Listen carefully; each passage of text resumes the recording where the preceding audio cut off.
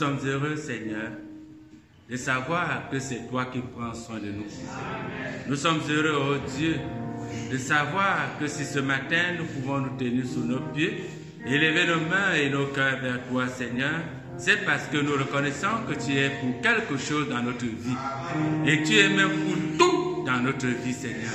C'est pourquoi dans ta grâce ce matin, nous t'adorons avec un esprit de joie. Nous t'adorons avec des cœurs, oh Dieu, totalement ouverts à la compréhension de ta parole. Parce que nous savons que sans toi, nous ne sommes rien. Oh Dieu de grâce, aie pitié de chacun d'entre nous ce matin. Et accorde, Seigneur, que chacune des louanges qui ont été élevées ce soir, ou je vais dire ce matin, soient considérées par ta grâce comme des prières, des requêtes, oh Dieu, des soupirs qui proviennent des cœurs affamés et assoiffés et affamés de ta présence, de ton onction, de ton esprit en nous, Seigneur. Viens donc par ta grâce et remplis cette caverne vide que dans ton amour tu as créé pour être uniquement occupé par toi. Nous te prions, Seigneur, dans ta grâce. Accorde-nous ce précieux amour, Seigneur. Accorde-nous cette précieuse grâce. Bénis nos cœurs ce matin, Seigneur. Bénis nos âmes, oh Dieu. Après nous avoir accordé de passer une agréable semaine, oh Dieu, nous voulons en quelque sorte la clôturer aujourd'hui dans une parfaite adoration avec toi. Une parfaite communion avec toi, Seigneur.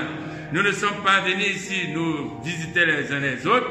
Nous ne sommes pas venus ici montrer de quels vêtements nous sommes vêtus, mais nous sommes venus pour te rencontrer.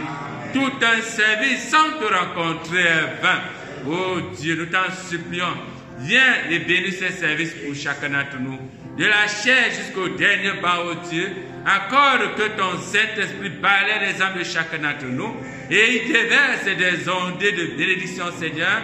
Ouvre les écluses des cieux, oh Dieu, comme tu l'avais fait du temps de Noé, tout ce qui concerne les eaux pour noyer le monde. Nous prions par ta grâce que tu déverses davantage des déluges de bénédiction dans les cœurs de tes enfants, Seigneur. Ceux qui sont dans le besoin, accorde que ta grâce soit en eux, oh Dieu. Nous qui sommes, ceux qui sont malades physiquement, malades spirituellement, Seigneur, laisse que ta parole fasse son œuvre rédemptrice, Seigneur, afin que chacun d'entre nous, au retour, au terme de ce service, Seigneur, et à ton retour, chacun chez soi, que nos cœurs brûlent à l'intérieur de nous pendant que nous marchons, Seigneur, parce que nous savons que tu nous as parlé. Merci, Seigneur, pour ta grâce ce matin. Bénis le pasteur de l'Assemblée, oh Dieu. Bénis ses collaborateurs, bénis chaque frère, bénis chaque sœur. Accorde que ta grâce et ton amour soient en chacun d'entre nous. C'est dans le précieux et merveilleux Seigneur Jésus, nous t'avons prié. Amen. Amen. Que Dieu vous bénisse. Est-ce que vous venez pour ta commission? Asseyez-vous une minute, bien-aimés.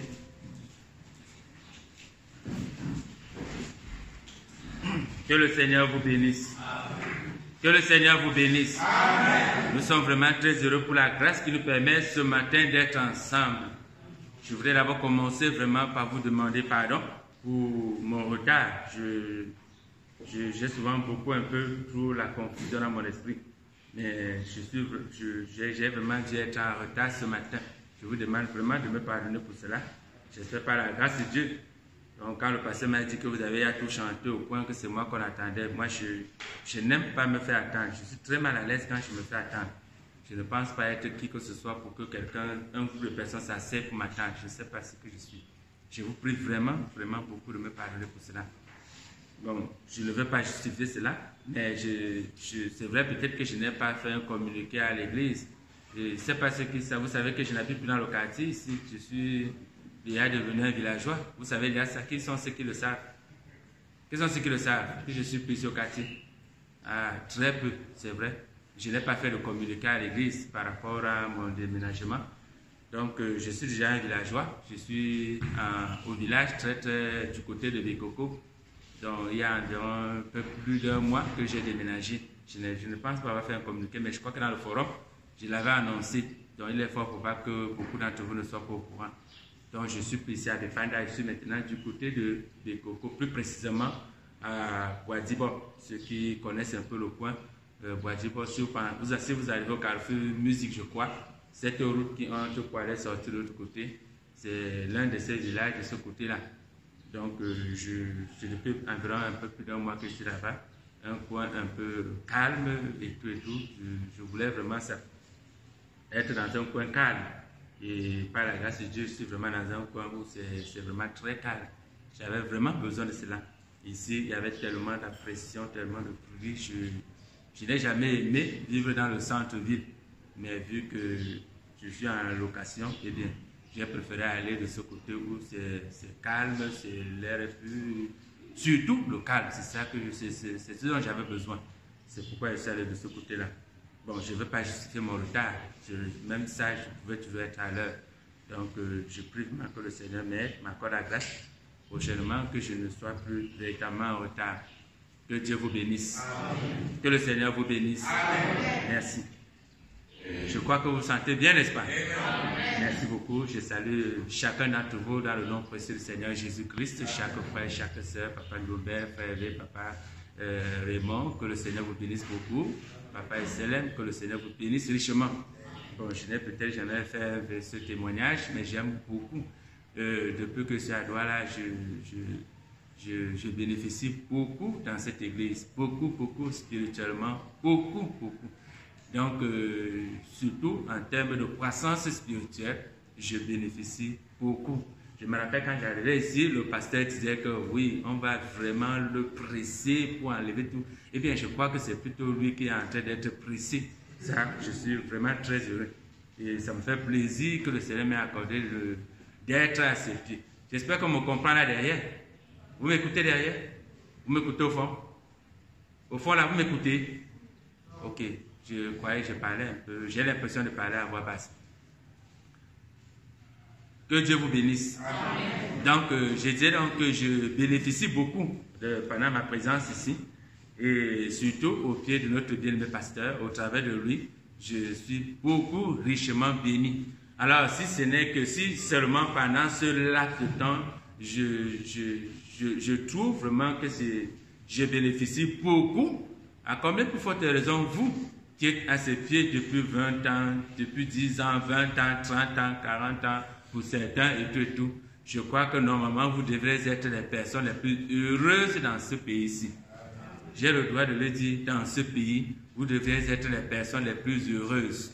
Vous le croyez? Amen. Que Dieu vous bénisse. Amen. Les enseignements que nous recevons ici, les prédications que nous recevons ici, je ne voudrais pas me comparer avec des autres assemblées. Nous ne voulons pas nous comparer avec d'autres assemblées. Chaque assemblée a son esprit, mais dans cette assemblée, et je ne le dis pas peut-être parce que j'appartiens à cette assemblée, mais croyez-moi, en termes de compréhension de la parole, en termes de bénédiction spirituelle, je crois que nous ne sommes pas mal lotis. Amen. Nous sommes richement bénis. Je n'ai pas envie de dire que nous sommes les meilleurs. Non. L'affaire, ce n'est pas la course. Ce n'est pas celui qui court, ni celui qui veut, mais c'est celui-là à qui Dieu fait grâce. C'est pourquoi je ne crois pas que... Je ne vais pas dire que nous sommes les meilleurs, mais je dis que nous ne sommes pas mal lotis. Nous sommes dans une très bonne assemblée. Amen. Avec un bon pasteur, un bon enseignant. Ça, franchement, si vous savez tirer le meilleur de lui, vous serez beaucoup bénis. Que Dieu vous bénisse. Amen. Ce n'est pas... Je me demandais parfois, mais je suis à Yaoundé, je n'avais jamais pensé un jour que je viendrais ici à Douala. Jamais je n'avais pensé cela dans mon esprit. Mais, voilà, un ami d'affectation sort et on m'envoie à Douala. Je n'avais jamais rêvé que je me trouverais ici. Mais par la grâce de Dieu, je suis ici. Et Dieu sait pourquoi il m'a permis d'être ici. Et moi, je comprends par sa grâce pourquoi je suis ici. Parce que sincèrement, j'avais certainement besoin d'être enseigné. Que Dieu vous bénisse. Amen. Et que Dieu bénisse son serviteur. Amen. Amen. C'est pourquoi chaque fois que l'occasion nous est accordée, prions beaucoup pour lui. Il en a besoin. C'est un homme comme toi et moi. Amen. Il est un être humain comme toi et moi. Sujet à toute faiblesse comme toi et moi. Sujet à toute tentation comme toi et moi. Sujet à tout ce qui est humain comme toi et moi. C'est pourquoi nous avons tous besoin de prière pour lui. Nous avons tous besoin de prier pour lui. Bien, que Dieu vous bénisse. Je ne voudrais pas grignoter mes minutes. Ce matin, j'aimerais un peu parler d'un petit esprit qui dérange parfois des assemblées, des églises si nous sommes partis, si nous faisons partie de cela, et dans lequel cet esprit se trouve, eh bien, cela nous aidera ce matin à pouvoir détruire cet esprit. Je voulais parler ce matin de l'esprit de clan, ou alors le clanisme, l'esprit de clan. J'aimerais un peu parler de cela ce matin, pendant quelques minutes. Que Dieu vous bénisse. Amen. Bien, nous allons lever une portion des Écritures, ce sera dans 1 Corinthiens chapitre 1, versets 11 à 13. Chapitre 1. L'esprit de clan.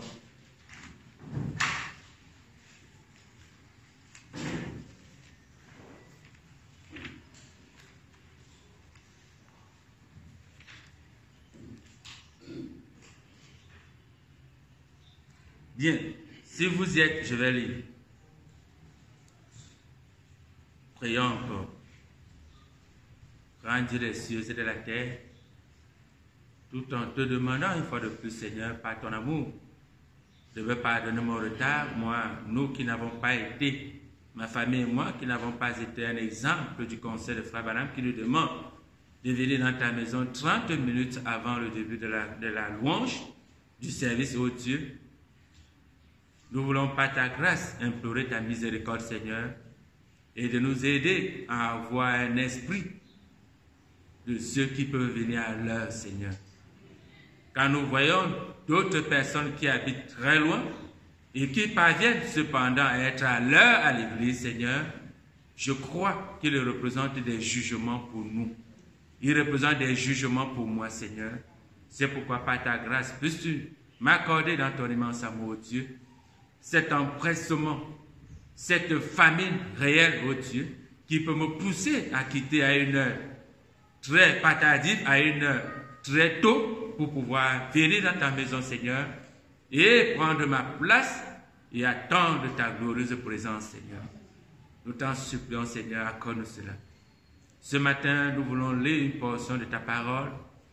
Je peux ne pas avoir de grandes choses à dire, Seigneur, mais je sais que si tu as un message à donner à ton peuple, ô Dieu, à tes enfants, tu peux passer par un corps.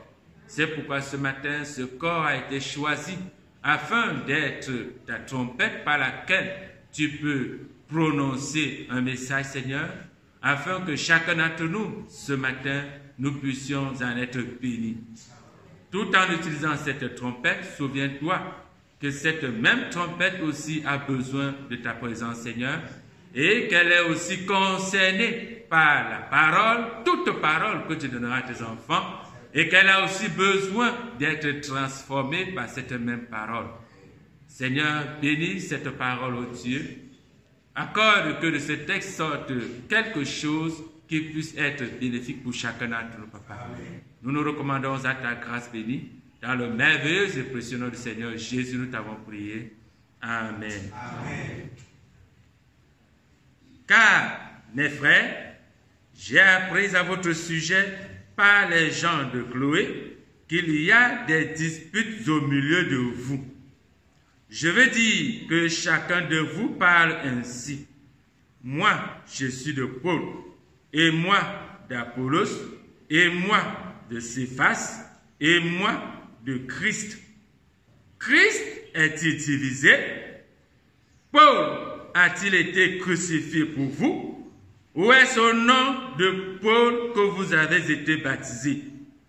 Je rends grâce à Dieu de ce que je n'ai baptisé aucun de vous, excepté Crispus et Gaius, afin que personne ne dise que vous avez été baptisés en mon nom. J'ai encore baptisé la famille de Stéphanas. Du reste, je ne sache pas que j'ai baptisé quelque autre personne. Que le Seigneur bénisse sa parole. Asseyons-nous, bien-aimés. Bien, ce matin, j'aimerais parler un peu sur l'esprit de clan. C'est un véritable esprit qui menace l'Église en général, et cela concerne des églises locales. Cela concerne l'Église locale. Je ne pense pas que cela concerne l'Église universelle avec grand E. Non. Parce que dans l'Église universelle, il n'y a pas de clan. Il n'y a pas l'esprit de clan. Mais l'esprit de clan existe dans des églises locales. Là où il y a 4 murs et où des hommes et des femmes s'asseyent pour écouter un prédicateur, un pasteur, c'est là que se trouve généralement l'esprit de clan. Amen. Laissez-moi vous dire, c'est un très mauvais esprit. J'imagine certainement, comme vous avez déjà plusieurs fois prêché ici sur le clan, sur l'esprit de clan, je l'imagine. Mais on ne s'en lassera jamais de le prêcher. Pourquoi? Parce que la Bible nous dit, le Satan rôde tout autour de nous, cherchant qui il va dévorer. Satan est toujours en train de rôder tout autour de nous. Il cherche chaque fois une brèche, une occasion par laquelle il doit percer pour entrer et causer du trouble dans le camp. C'est pourquoi la sentinelle doit toujours être à son poste de devoir pour être toujours prêt à avertir le peuple, pour avoir toujours une arme chargée pour pouvoir fusiller Satan chaque fois qu'il veut s'implanter quelque part, que ce soit dans l'église locale ou que ce soit dans un individu. Et souvenez-vous, Satan ne viendra pas, je vais dire, de façon brutale, s'installer dans l'église, installer l'esprit de clan dans l'église, mais il va toujours chercher une personne vulnérable. Vous voyez, c'est ce qu'il a fait quand il fallait qu'il entre dans la famille d'Adam. Donc pour entrer dans la famille d'Adam, il a cherché une personne vulnérable, une personne qu'il peut séduire, une personne à qui il peut injecter sa pensée et que cette personne peut accepter sa pensée et alors la mettre au travers d'elle, mettre sa pensée en pratique, c'est-à-dire l'implémenter. Et quand la personne implémente sa pensée, elle ne le fait pas de manière visible, mais elle le fait d'abord, comme cela s'est passé dans l'église d'Éphèse, par des œuvres. Ce sont des œuvres subtiles. Ce sont, voyez-vous, c'est d'abord, la pensée n'est pas négative. C'est une pensée qui a l'air positive et qui a l'air conforme à la parole. Vous voyez? Et il nous séduit. Pourquoi? Parce que là, il va te montrer un passage dans la Bible, il va te montrer un passage dans le message, tu vois, voilà ce qui est écrit. Quand Satan venait devant Adam, il n'est pas venu en disant, en montrant à Adam que l'enfer est bon, il n'est pas venu en disant à Adam que non, les démons, je suis gentil, non.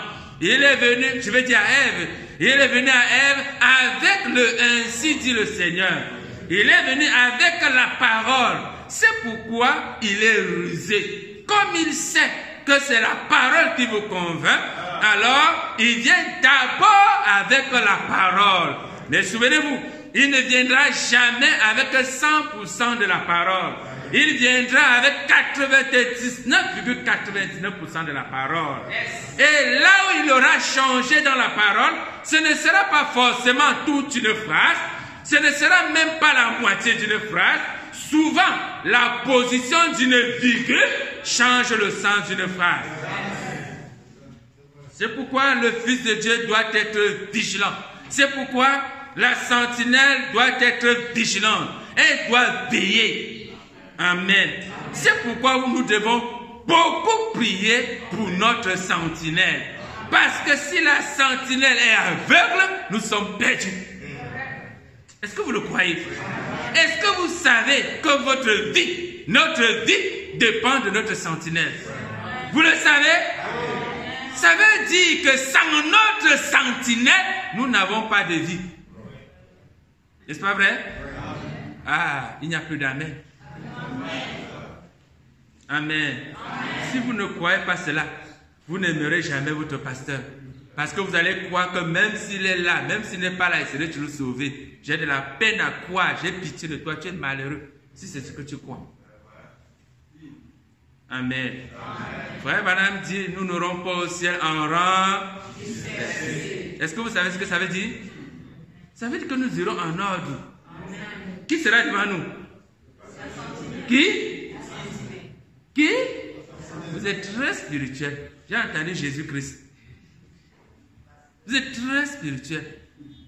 Et c'est bien, je ne refuse pas. Frère Branham dit, nous n'irons pas au ciel en rang dispersé. Vous savez ce que ça veut dire? Ça veut dire que nous irons au ciel en ordre. En ordre, ça veut dire qu'il y aura une personne devant nous qui va nous conduire. Amen. Et s'il faut donc que vous alliez au ciel, que le tabernacle de l'aigle aille au ciel, qui sera devant le tabernacle de l'aigle? Qui? Qui sont ceux qui le croient? Que Dieu vous bénisse. Amen. Ça veut dire que si il est devant vous et qu'il nous conduit en enfer, nous irons. Jésus dit, si un aveugle conduit un autre aveugle, il ne dit pas que celui qui conduit va tomber sur la fosse et l'autre sera sauvé. Il dit tous les deux. Mais Seigneur, l'autre qui suivait, il voulait vraiment te servir, Seigneur. Il voulait aller au ciel. Mais pourquoi tu le laisses pas tomber dans... Ce n'est pas de sa faute. Ce n'est pas de sa faute. C'est l'autre qui est un faux aveugle et tout et tout. Pourquoi tu ne le sauves pas alors qu'il est sincère, alors qu'il veut te sauver? Mais pourquoi tu ne le sauves pas? Il ne le sauve pas parce qu'il a suivi l'autre. Amen. J'espère que ce n'est pas dur. Ce n'est pas dur, n'est-ce pas? Que Dieu vous bénisse. Allons-y, bien-aimés. Alors, je dirais donc que c'est l'esprit de clan. C'est pourquoi la sentinelle doit être vigilante. Être toujours prête, avoir une âme toujours chargée et être prête à fusiller l'esprit quand il est en train de pouvoir se manifester. Alors, Saint Paul est en train de parler dans son église, à l'église des Corinthiens. J'entends dire qu'il y a des disputes dans l'église locale. Il ne s'agissait pas de l'église universelle, il s'agissait de l'église de Corinthe, une église locale où il y avait un pasteur et il y avait un groupe de fidèles. Alors, Saint Paul dit que les échos qui lui sont parvenus, c'est que l'église est divisée. Bien qu'elle soit toute rassemblée dans 4 murs, mais spirituellement à l'intérieur, elle est compartimentée. C'est-à-dire, elle est divisée en groupes. Un groupe de Paul, un groupe d'Apollos, un groupe de Céphas, un groupe de Christ. Alors, j'imagine que s'il y a Apollos, s'il y a Paul, s'il y a peut-être Céphas et tout, alors j'imagine que peut-être étaient-ce des prédicateurs dans l'église, ou alors, même s'ils n'étaient pas des prédicateurs à l'église, peut-être étaient-ils des prédicateurs, des ministres de renom au temps de Paul. C'est-à-dire des grands serviteurs dont on connaissait les échos. Ça veut dire que ceux qui étaient à l'église, j'imagine, si c'était Paul qui était le pasteur de l'église, alors il y avait dans l'église un groupe qui était pour Paul, et il y avait aussi dans l'église ceux qui, par WhatsApp, par Facebook, écoutaient les sermons de Céphas, parce que Céphas n'y était pas, ils écoutaient les sermons de Céphas, et ils essayaient de comparer les sermons de Céphas avec ceux de Paul. Avec ceux de Paul, ils comparaient, ils disaient non, Céphas, moi je le préfère, parce qu'il était vraiment à côté de Jésus. Tous les 3 ans de ministère de Jésus, Céphas était avec lui. Donc je crois que Céphas a la parole plus pure que celle de Paul. Alors, il y avait d'autres qui écoutaient les sermons d'Apollos. Apollos, on nous dit, c'était un grand docteur qui était versé dans la loi. Donc ce monsieur maîtrisait l'Ancien Testament. Il maîtrisait les virgules, il maîtrisait les mots, il maîtrisait la position de chaque personne dans l'adoration dans le temple. Alors ceux qui écoutaient ces sermons au travers des réseaux sociaux, oh non, ils ont dit, moi je préfère Apollos, le grand docteur Apollos.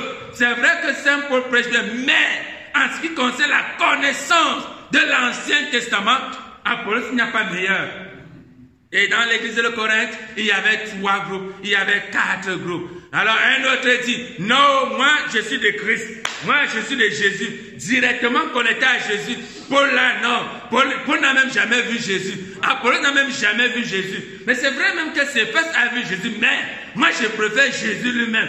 Parce que si je suis avec Jésus lui-même, j'ai la certitude que je ne peux pas faillir. Paul peut faillir. D'ailleurs, regarde, il est malade depuis il prie. Un homme que son ombre guérit les malades, mais lui-même, ses yeux sont là. Dieu ne l'a jamais guéri. Donc, c'est pour dire que quelque part, il est défaillant. Voyez-vous, Céphas un jour, il a même régné. J'ai entendu que Jésus l'avait même appelé Satan et tout et tout. Vous voyez, donc chacun, voyez, il dit, non, moi je préfère Jésus parce qu'il n'est pas défaillant. C'est Dieu lui-même. Si je suis directement connecté à Jésus, alors j'ai la certitude que ma foi est correcte. L'église, un pasteur, mais subdivisé, compartimenté en groupe. Chacun avait son pasteur dans l'église de Corinthe. Chacun avait son pasteur. Vous voyez? Et tout cela généralement commence comment?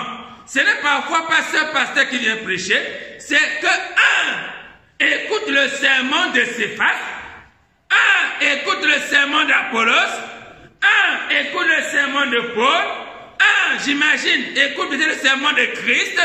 Alors que fait-il? Il vient dans l'église et en causant avec son frère, avec sa sœur, commence à l'évangéliser. Vous écoutez souvent des frères qui sont en train de causer, frère. Mais, je te dis, c'est comme l'autre jour, j'ai écouté le sermon d'un pasteur.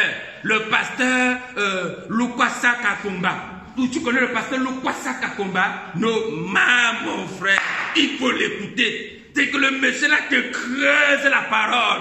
Il te décortique le message. Va voir ça dans le message. Tu tapes Lukwasa, j'ai inventé un nom. Lukwasa Kakumba. Tu vas sortir, tu vas écouter. Écoute seulement un sermon. Alors, il crée la soif dans ton cœur, dans le cœur de son ami, et son ami va aussi taper dans Facebook, Lukwasa Kakumba, et il commence à écouter ce message. Voilà le frère qui a déjà un adepte dans l'église. L'adepte aussi parle aussi à un autre de ses amis, et l'ami parle aussi à un autre. C'est comme ça qu'un groupe se forme dans l'église.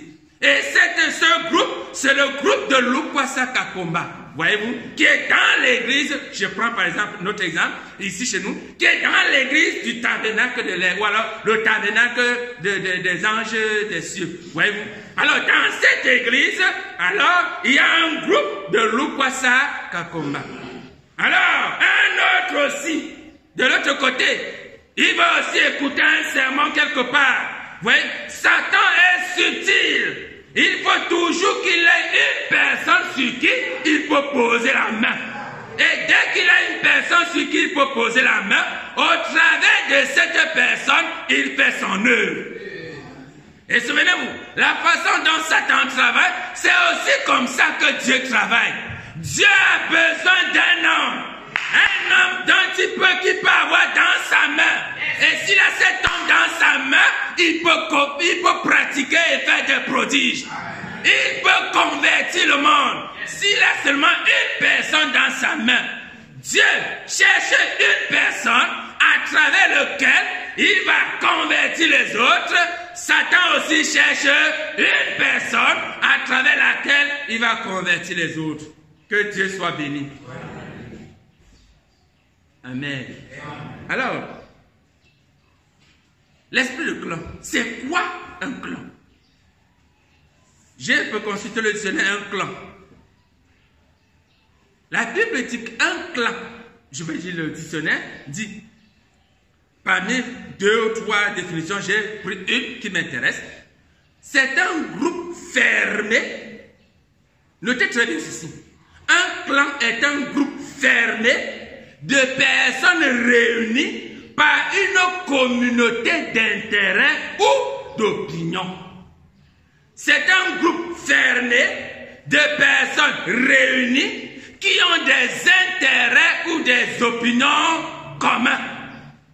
Intérêts, opinions communs. Amen. C'est un groupe fermé.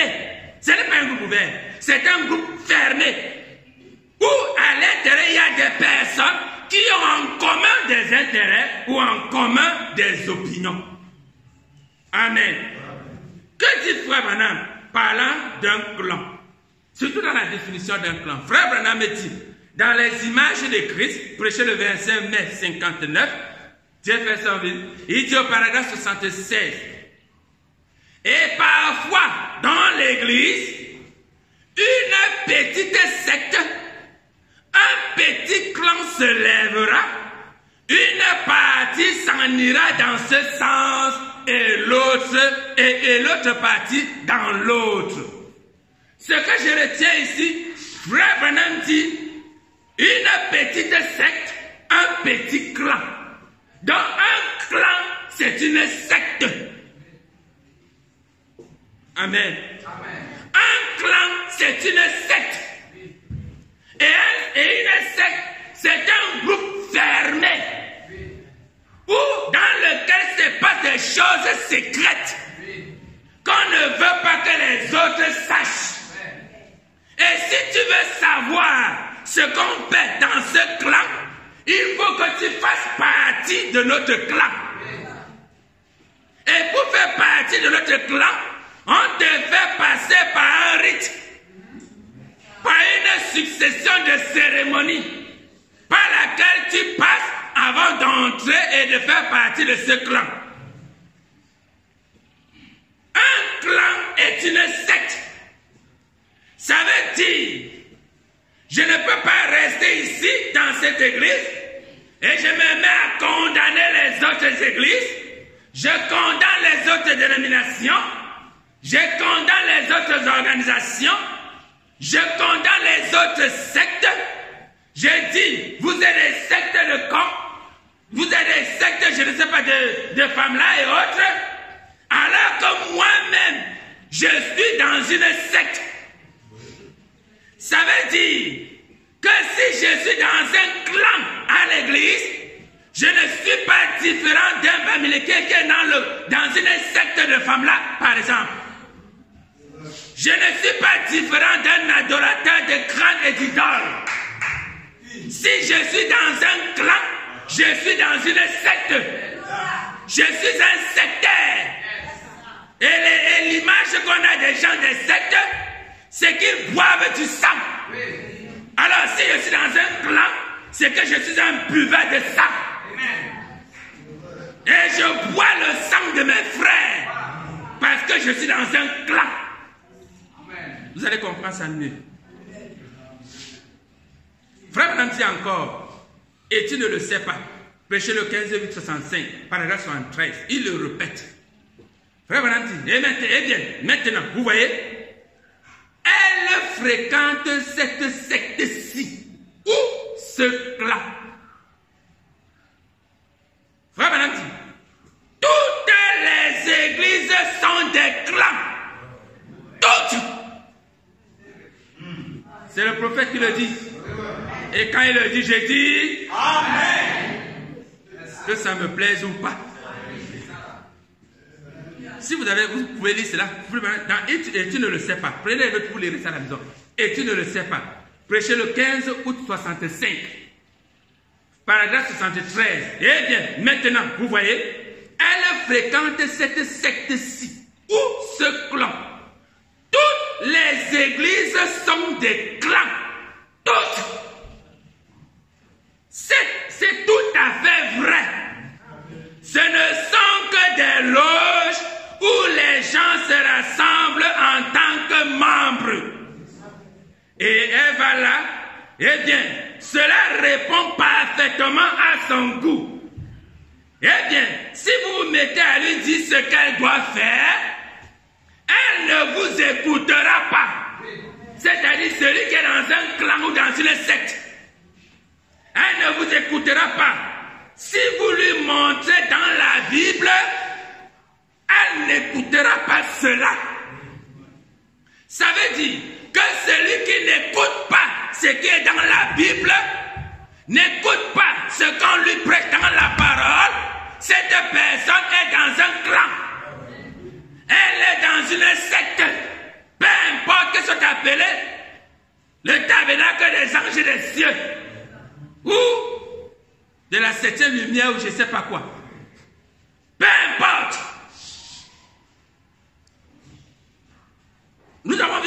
définition, un clan, c'est un groupe fermé. Fermé dans lequel se trouvent des individus qui ont des intérêts communs. C'est-à-dire, il y a quelque chose qui les unit. Il y a des intérêts qui les unissent ou alors des opinions qui les unissent. Amen. Alors, c'est donc autour de cet intérêt que ces personnes se réunissent. Alors, de notre petite expérience, de la mienne, j'ai essayé d'énumérer 4 intérêts principaux autour desquels qui peuvent être à l'origine de la formation des clans. 4 éléments. Ce n'est pas une liste exhaustive. Pour ceux qui ont plus d'expérience, vous en trouverez peut-être d'autres. Mais pour gagner un temps, je vais juste énumérer 4 et montrer pour chacun de ces intérêts les dangers qui s'y trouvent. Et la finalité, je veux dire, le but qu'il veut atteindre au travers de ses intérêts. Alors, je vais lire Frère Branham. Écoutez-moi. Je préfère d'abord lire. Frère Branham a cité ces éléments. Je préfère lire, je voulais lire ça plus tard, mais j'aimerais le lire maintenant.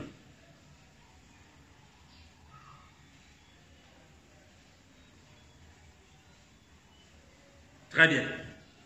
Il dit, donc, je vais peut-être revenir là-dessus, dans Exposé des 7 âges de l'Église, l'âge de l'Église de Smyrne, page 129. C'est le paragraphe 129, mais je vais aller plus bas dans ce paragraphe. Plus bas. Alors, Frère Branham dit, oh, écoutez-moi. Quand je voulais lire plus haut, mais allons-y. Oh, écoutez-moi. Quand l'Église, quand l'influence sociale,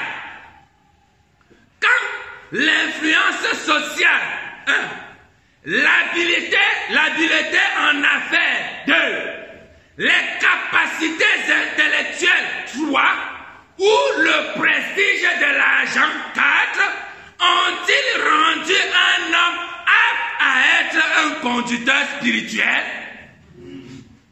Il parle de l'église de Smyrne. Si vous permettez, je vais un peu lire tout le paragraphe. Je vais lire tout le paragraphe. Si vous pensez que ce n'est pas vrai, écoutez ceci. Dans le monde entier, dans les groupes pentecôtistes et fondamentalistes, ils font des organisations d'hommes d'affaires. Les hommes d'affaires. Ils font des organisations d'hommes d'affaires. Ils se sont imposés au pupitre sans avoir d'appel de Dieu. Ils se sont fait passer pour des pécheurs d'hommes et pour les fondateurs d'un mouvement de Dieu.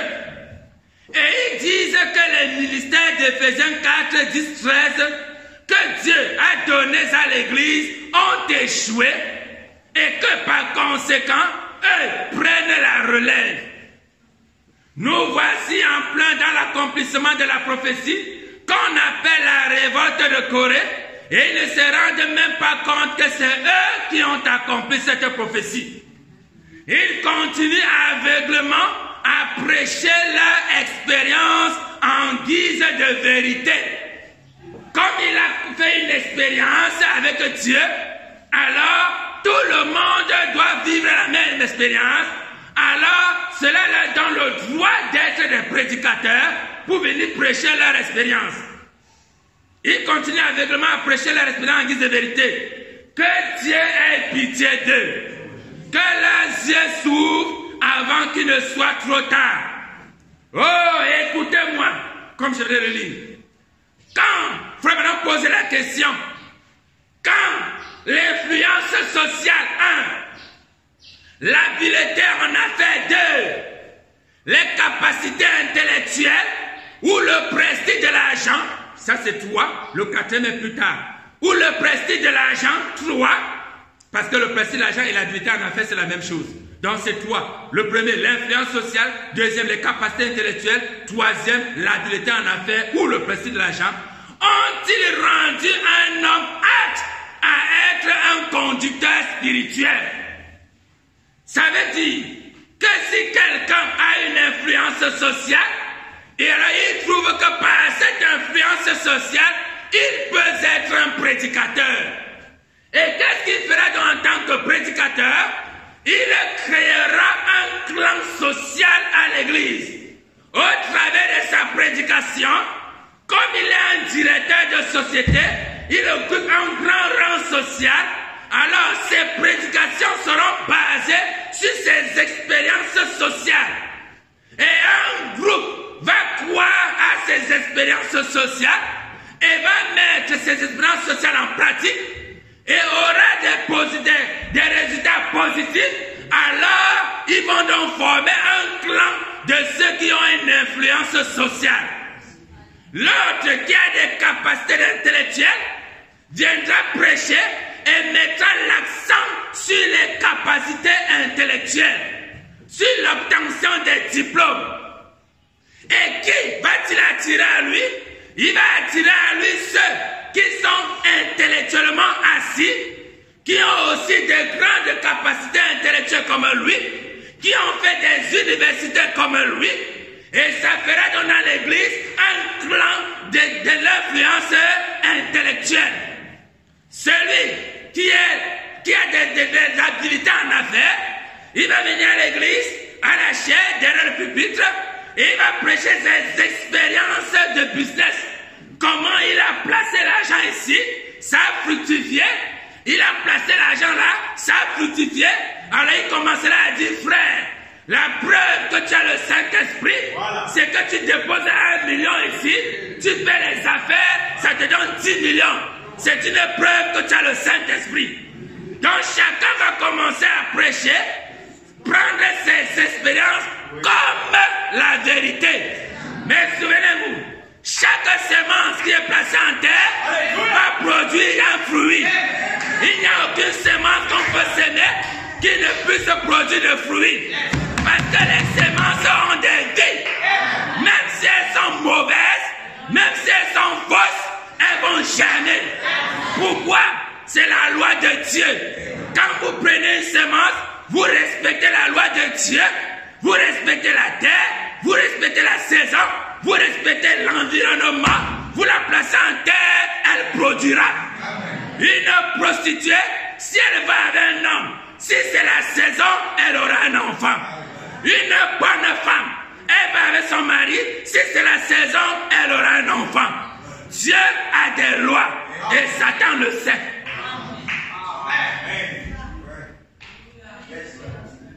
Frère Branham me dit, continuons.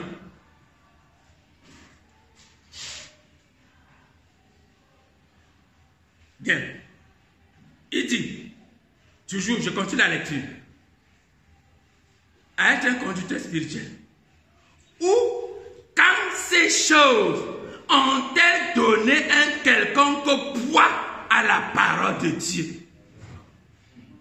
Et dès que les choses matérielles ou les valeurs humaines commencent, dès que les choses matérielles, c'est-à-dire qui n'ont rien à voir avec la parole, ou les valeurs humaines, on met en avant les valeurs humaines au lieu de la parole.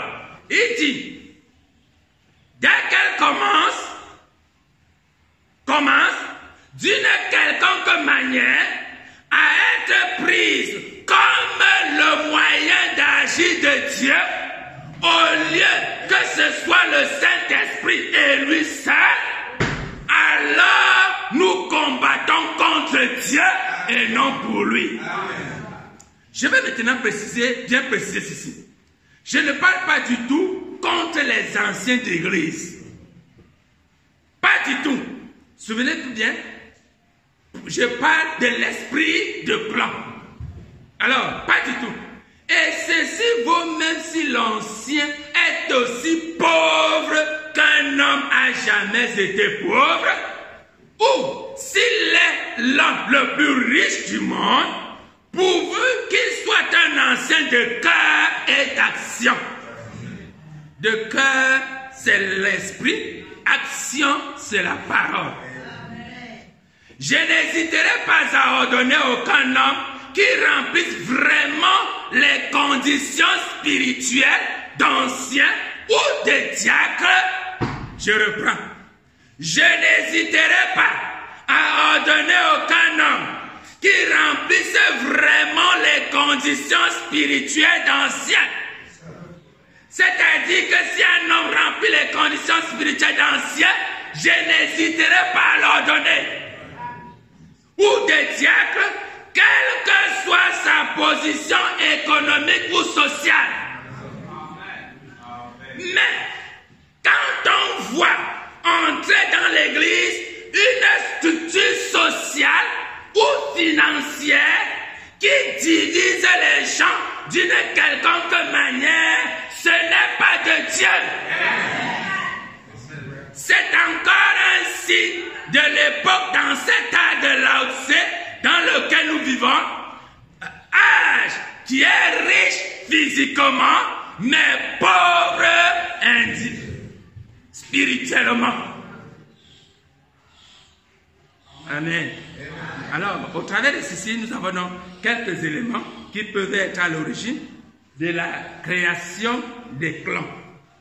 Alors, Frère Branham a cité ces éléments. Je vais donc les citer. Nous allons donc essayer de parler brièvement de l'un d'entre eux, ou alors one by one, pendant quelques temps. Les éléments qui créent le clan, Frère Branham a parlé. Il y a l'influence financière. L'influence financière. Frère Branham dit, donc, exposé cette à l'église, l'âge de Smith, page 129, paragraphe 3. Parlant à l'église de Smith, je connais ta pauvreté. Frère Branham dit, avez-vous remarqué que la pauvreté est reliée à la synagogue de Satan dans ce même verset? Oui. C'est toujours l'organisation riche et puissante qui détient toutes les richesses et qui rejette les gens modestes qui servent Dieu. Alors, l'influence financière dans l'église. Je vais encore dire, Frère Branham. Oh, vous permettez? Frère Branham dit, toujours là-dedans, dans l'âge de la Odyssée, dans le secteur écrit, paragraphe 343, je crois, page 343. Je vais maintenant vous montrer à quel point ce désir d'argent, parlant de l'église de la Odyssée, je vais maintenant vous montrer à quel point ce désir d'argent est devenu diabolique. Toutes les églises font les plus grands efforts pour gagner de nouveaux membres, en particulier parmi les riches. Partout est le mot d'ordre de rendre la religion plaisante et attrayante au point d'attirer les classes riches et cultivées et ceux qui ont un prestige mondain et de les faire participer activement dans l'église. Ne peuvent-ils donc pas comprendre que si le critère de la spiritualité c'est la richesse, alors le monde a déjà Dieu pleinement et que l'église n'en a rien? L'influence financière fait que bien des fois, on s'assoit sur notre position financière pour croire que Dieu est en accord avec nous. Pourquoi qu'on a le Saint-Esprit? Alors, qu'est-ce que ça fait? Je vais lire Frère Branham. Alors, ça fait que dans l'église, si par exemple mon frère ou ma soeur est dans cette situation, si l'Esprit de Dieu ne le prend pas entre ses mains, ça va le faire gonfler les épaules et le pousser à sélectionner les gens avec qui il doit marcher. Ça fait en sorte que dans l'église, vous verrez le grand groupe de gens, ceux qui ont l'argent, vous verrez que généralement, ils sont toujours ensemble. Ils forment un groupe dans lequel ne sont que ceux qui sont riches, dans lequel ne sont que ceux qui sont financièrement assis. Souvenez-vous, c'est un groupe fermé. Et pour y entrer, il faut remplir les conditions. Et les conditions, c'est être aussi riche. Ne dit-on pas dans le monde que c'est les arbres de même taille qui se partagent les singes? Bien sûr, ça forme un groupe. Que vont-ils dire? Ils ont quelque chose en commun. Ce qui les réunit, c'est l'argent. Souvenez-vous, comme je l'ai dit, le groupe est fermé. Et tant que les membres ont l'argent, ils sont ensemble. Le jour où l'un d'eux n'a plus d'argent, on l'expulse du groupe. Pourquoi? Remarquez, la particularité des clans et le danger dans les clans, c'est qu'il est exclusif. Ça veut dire que quand je suis dans un clan, celui qui n'est pas dans mon clan est exclu. Pourquoi? Parce que le groupe est fermé. Pour y entrer, il faut que tu aies de l'argent. Et que font-ils? Ils sont toujours ensemble. À l'église, peut-être s'asseyent dans le même coin. À la sortie, ils se regroupent toujours ensemble. En rentrant, ils rentrent ensemble. Et ils entrent ensemble dans leur voiture. Et ils font la queue pour rentrer chez eux ensemble. Pourquoi? Ils sont ensemble.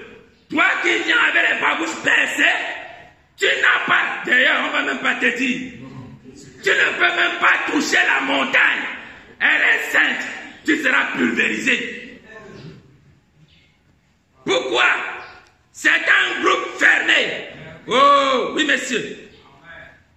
Voyez-vous, il se base dessus et crée un clan et exclut ceux qui ne sont pas de ce clan. Oh, j'aimerais lire. Frère Branham dit tout dans les exposés de cette année l'église. Écoutez ce que Frère Branham dit. Paragraphe 119. Oh, crie l'esprit. Je vois votre pauvreté. Je vois votre besoin. Vous n'avez pas grand-chose. Si du moins vous avez quelque chose de quoi vous vanter. Ce que vous aviez vous a été ôté. Vous avez abandonné avec choix ce que vous possédiez en échange de possessions éternelles. C'est Christ qui parle à l'église. On se moque de vous. On vous méprise. Vous n'avez pas de ressources matérielles sur lesquelles vous rabattre. Mais malgré tout, vous êtes riche. Votre sécurité se trouve dans celui qui est votre bouclier et votre très grande récompense. Votre royaume doit encore venir. Mais il viendra. Et ce sera un royaume qui durera toujours. Amen. Oui, je prête attention à vos épreuves et à vos malheurs. Amen. Je sais combien il est dur de continuer. Mais je me souviendrai de tout cela quand je reviendrai vous revendiquer comme étant les miens. Alors je vous récompenserai. Écoutez maintenant ce que Frère Branham dit, ça c'était le message de l'église, de Christ à l'église. Ça nous concerne, n'est-ce pas? Amen. Que Dieu nous bénisse. Amen. Je suis heureux d'être l'un d'entre eux. Amen. Maintenant, paragraphe 119. Frère Branham dit, mais ceci n'est pas contre les riches. Amen. Amen. Je crois que ce genre de sermon, quand c'est pour les pauvres, ils sont contents. Alors il dit, vous voyez, Amen. Écoutez ce que Frère Branham dit. Vous allez écouter ce que Frère Branham dit. Voilà. Voilà. Tu vois la sœur, comme elle a l'argent, elle gonfle. C'est nous les pauvres qui avons la vie éternelle. Tu ignores que les pauvres peuvent aller en enfer. Frère Branham dit, j'aime Frère Branham. Je n'ai jamais vu un homme aussi équilibré que lui. Laissez-moi vous dire une chose. J'ai déjà vu, en dehors de Frère Branham, le seul homme que je connais qui soit équilibré dans la parole, c'est le pasteur Jean-Paul Belair. J'allais dire que je n'ai jamais vu un homme qui soit équilibré avant de me réciter que non, je connais un homme. Il est équilibré. Mais ceci n'est pas contre les riches. En effet, Dieu peut sauver un riche. Les pauvres ne disent plus amen. Il y a des riches parmi les enfants de Dieu. Amen. Et quand Frère Branham dit ça, je suis content. Vous savez pourquoi? Parce que je sais que je suis un enfant de Dieu. Donc je peux être riche. Je ne gagne rien à regarder mon frère ou ma soeur qui est riche du haut en bas et lui dire que c'est les choses de la terre. Hein? C'est les choses de la terre. Et l'habit que tu portes là, c'est les choses du ciel. Pourquoi tu marches avec les habits? Amen. Frère Branham dit, il dit, il y a des riches parmi les enfants de Dieu. Amen. Ça veut dire que je peux être riche. Amen. Vous le croyez? Oui, monsieur, je le peux. Donc si demain, je construis un immeuble de 10 étages, ne soyez pas surpris. Ne dis pas que Frère Chim est en train de femme là. Parce que Dieu peut me rendre riche. Bien sûr, il peut aussi te rendre riche. La pauvreté n'est pas une fatalité. Elle n'a jamais été une fatalité. Mais, Frère Branham dit, mais l'argent peut être un tel piège, non seulement pour ceux qui en ont, parce qu'ils vont gonfler et vers le clan, mais aussi pour ceux qui n'en ont pas. Donc même celui qui n'a pas l'argent, c'est un piège pour lui. Oui. Parce que pendant que le pauvre sera, le riche sera dans le clan du riche, le pauvre va entrer dans le clan des pauvres. Donc vous deux, vous êtes dans les rats. Amen. Oui. Ça c'est le clou des riches. Ma soeur, nous on est pauvres, allons-y ensemble. Tu as le même problème que lui. Vous êtes dans le même enfer, dans les mêmes flammes de feu que l'autre. Si l'autre est dans les flammes de feu, il est quand même à l'aise en dormant dans une maison climatisée. Mais toi, tu es dans la flamme de feu, en dormant dans une vieille maison, dans des lits en carabote, en étant... Tu souffres même 2 fois. Amen. Frère Branham dit, l'argent peut être un tel piège, non seulement pour ceux qui en ont, mais aussi pour ceux qui n'en ont pas. Amen. Au premier âge déjà, Jacques criait contre ceux qui faisaient cas des riches. Que votre foi en notre glorieux Seigneur Jésus-Christ soit exempte de tout favoritisme. Frère Branham dit, écoutez, là, les pauvres essayaient de passer de la pommade aux riches pour qu'ils les aident au lieu de se confier en Dieu. Amen. Je vais m'arrêter ici. Amen. Ça, c'est un problème. Du peu d'expérience que j'ai dans la parole, que nous faisons face. C'est un problème dans l'église. Je relis ici. Frère Branham dit, là, les pauvres essaient de passer de la pommade aux riches pour qu'ils les aident. Pourquoi? Les gens ont transformé l'église en une tontine. Ils ont transformé l'église en une maison de bienfaisance, en un orphelinat. Comme dans cette église, mon frère, ma soeur est riche. Alors si elle est riche, c'est afin de pouvoir m'aider. Ça veut dire que chaque fois que j'ai un problème, si je vais le voir, si je vais la voir, elle doit m'aider parce que c'est mon frère. Il est écrit dans la Bible que ceux qui avaient beaucoup partageaient, donnaient aussi à ceux qui avaient peu. Vous semblez souvent l'ignorer. Amen. Amen. Laissez-moi le dire cela depuis temps blanc. Laissez-moi le dire. Le frère ou la sœur qui est riche, peu importe qu'il ait des milliards de dollars, et que tu sois aussi plus pauvre que Lazare, tu peux avoir le faire pour lui poser un problème. Il n'a pas le devoir de t'aider. Ça va se dire. Pourquoi je le dis? Parce qu'on prend cela comme une obligation. Que s'il ne m'aide pas, alors il n'a pas le Saint-Esprit et on le rejette. Frère Branham me dit, les pauvres passaient le savon aux riches. Comme si vous êtes riches, c'est pour que vous deviez nous aider, nous qui sommes pauvres. Non! Il dit, vous au lieu de le faire, conviez-vous à Dieu. Ça veut dire, avant d'aller voir mon frère ou ma soeur pour lui demander une aide, je prie d'abord Dieu. Et si je me confie en Dieu et que j'aille voir le frère, si la réponse est oui, gloire à Dieu. Si c'est non, gloire à Dieu.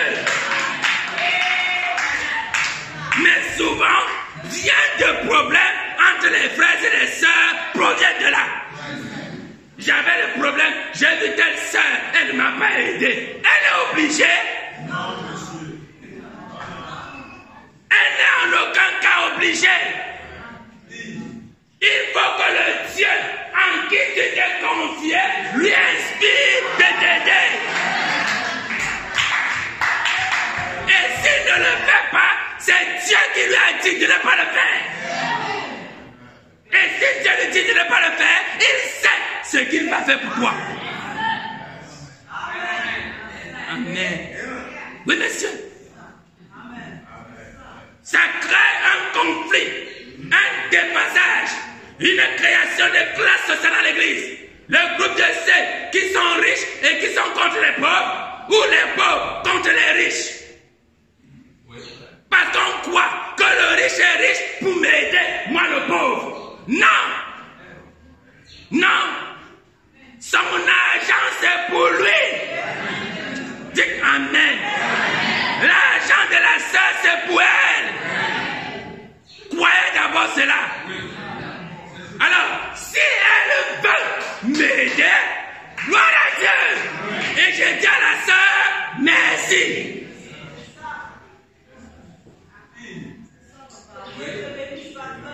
Merci ma sœur. Je le dis par expérience. J'ai vécu trop d'expérience dans ce domaine. C'est un mauvais esprit. Ce n'est pas si tu es pauvre dans le monde, ce n'est pas en venant dans l'église que tu seras riche. Non, on ne vient pas ici pour s'enrichir. La première richesse, c'est la vie éternelle. Et Dieu a dit que si tu as cette vie éternelle, les autres choses te seront données par-dessus. Qui va te les donner? Qui va te les donner? Il a dit que c'est ton frère à côté de toi. Il a dit que c'est ta soeur à côté de toi. Non. Donc, confie-toi en Dieu. Accroche-toi à lui. Même si ma soeur multiplie les A26, les RAV4, elle multiplie les derniers modèles, gloire à Dieu. Et que je viens à l'église avec ma bouche pincée, gloire à Dieu. Amen. Même si je ne finis pas ça, je vais encore un peu m'arrêter ici. Même si je ne finis pas le sermon ici. Ça crée aussi un autre problème dans l'église. Ce problème qu'on appelle le problème des prêts d'argent. Ça fait en sorte que le frère peut-être ou la soeur prête l'argent à un frère. Le frère ou la soeur ne rembourse pas. Oui. Non, c'est mon frère, frère. Non, frère, il ne faut pas trop mettre ton cœur dans l'argent, frère. Il ne faut pas trop mettre ton cœur. Non, mais bro, tu m'avais dit que tu vas me rendre ça. Tu vas me rendre ça le 23 février 1900. Voilà, nous sommes là en avril. C'est comment? Non, frère, il faut être spirituel, frère. L'argent, c'est quoi? C'est les choses de la terre. Tu demandais, quand tu demandais, c'était les choses du ciel. Non, mais là, qu'il faut rembourser, c'est les choses de la terre. Non, frère. Il faut être spirituel, frère. C'est rien. Et d'ailleurs, mon frère, c'est t'a béni. Tu as beaucoup d'argent, sœur. Tu as plus, tu as beaucoup béni. Oui. Mais rembourse ce que tu as pris. Amen. Amen. Ça crée des problèmes dans des églises. Deux frères, deux sœurs, un frère et une sœur ne se saluent pas à cause d'un problème d'argent. Parce qu'il a prêté et il ne rembourse pas. Peu importe combien tu es spirituel, mon frère, ma soeur. Peu importe combien tu as les songes ou tu nages sur les nuages et que tu t'élèves aux cieux, tu es malhonnête.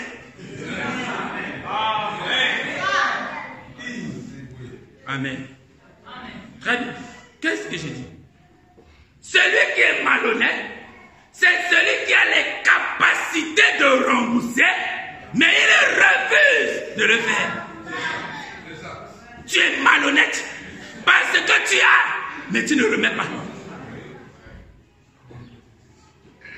Et le pauvre, le riche, doit aussi avoir de la hauteur. Et moi, généralement, c'est ce que je cherche. De la hauteur.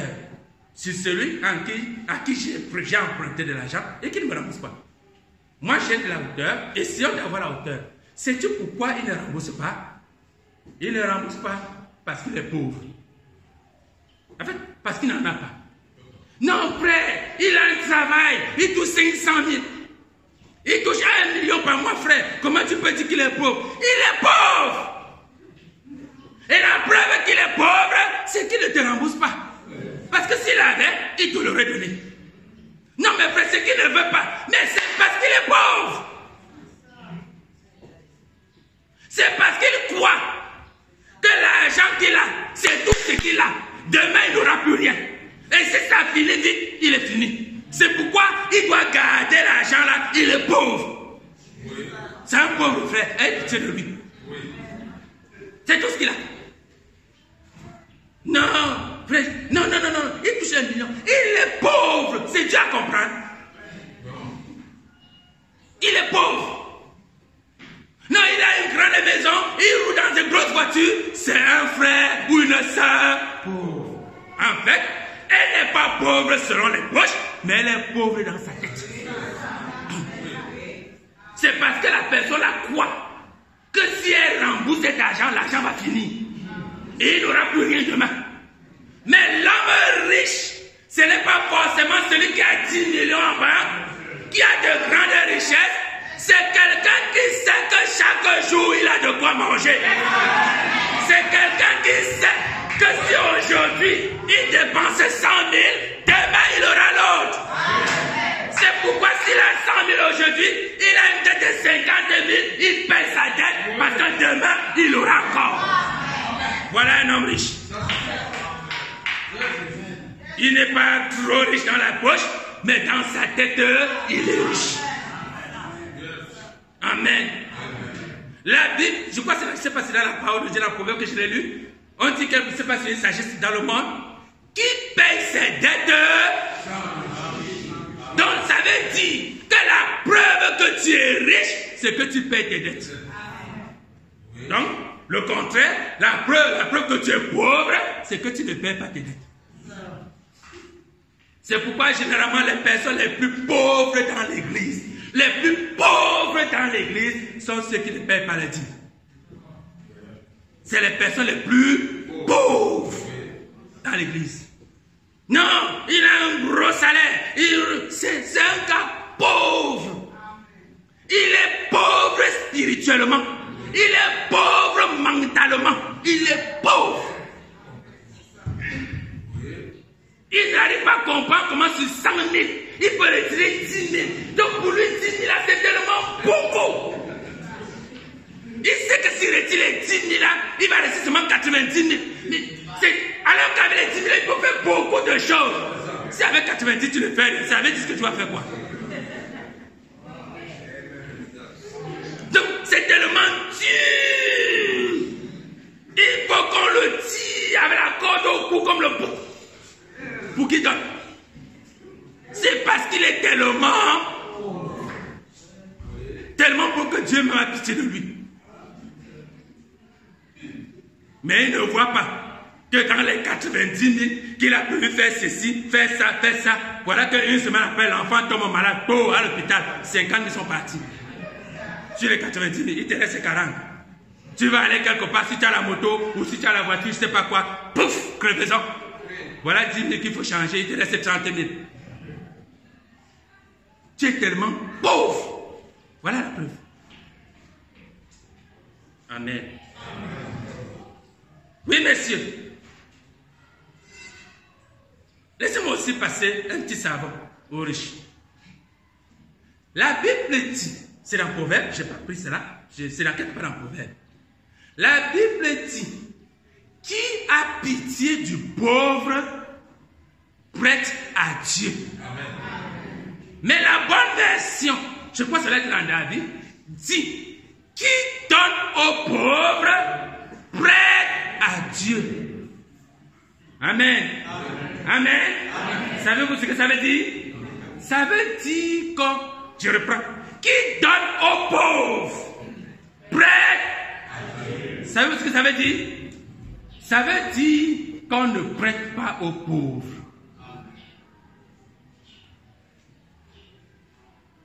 J'ai dit ça à l'église à Bamayo, mon pasteur était là. Ça l'a un peu scandalisé. Parce que mon père, c'est un homme qui a un large cœur. Il aime aider les frères. Il aime aider les sœurs.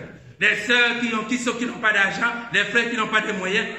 Mais malheureusement, j'ai remarqué, je vous le dis que ce n'est pas l'expérience. J'ai remarqué que ça crée souvent des ennuis entre lui et ses frères.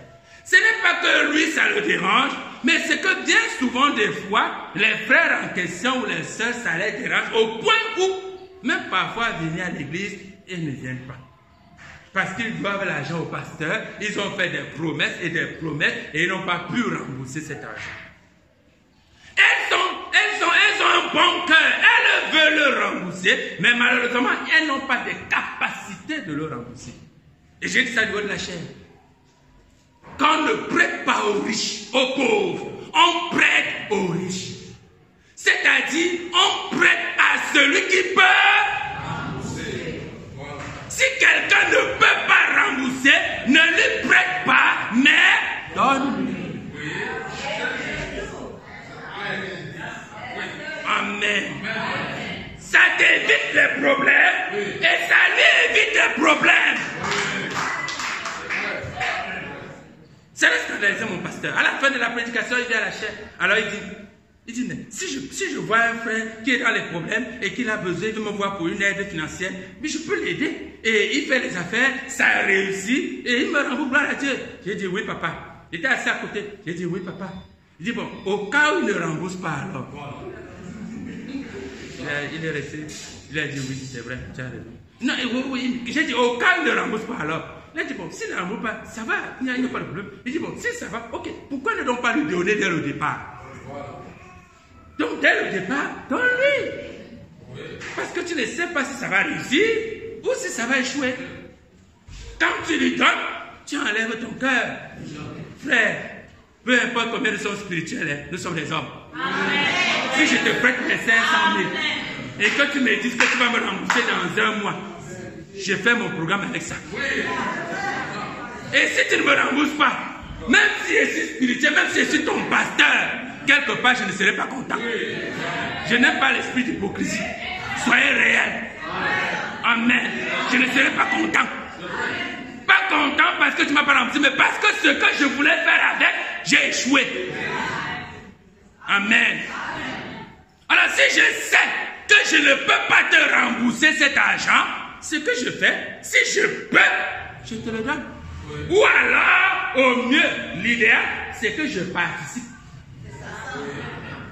Je donne ma participation. Je dis, frère, pour le projet que tu veux faire là, il te faut 500 000. Ok, bon, je ne peux pas te prêter les 5 000, mais je donne ma participation. Voici peut-être 100 000. Vois ailleurs si quelqu'un d'autre peut ajouter. Tu as donné et ton cœur n'y est plus.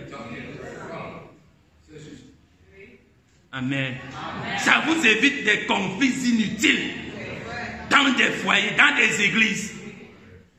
Que deux frères, deux sœurs ne se saluent pas à cause de cela. riche, on ne prête pas aux pauvres. Riche, on donne aux pauvres. Mais on prête aux riches. Et la Bible dans Proverbe dit, qui donne aux pauvres, prête à Dieu. Qui le lui rendra. Oh, vous ne connaissez pas ce proverbe? Vous le connaissez, n'est-ce pas?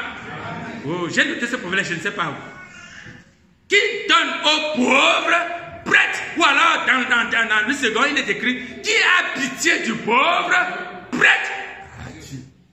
Mais l'autre version, c'est qui donne aux pauvres. Amen. Amen.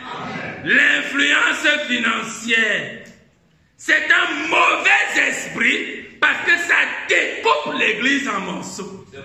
Ça crée des classes sociales dans l'église où les riches se visitent entre eux et les pauvres se visitent entre eux.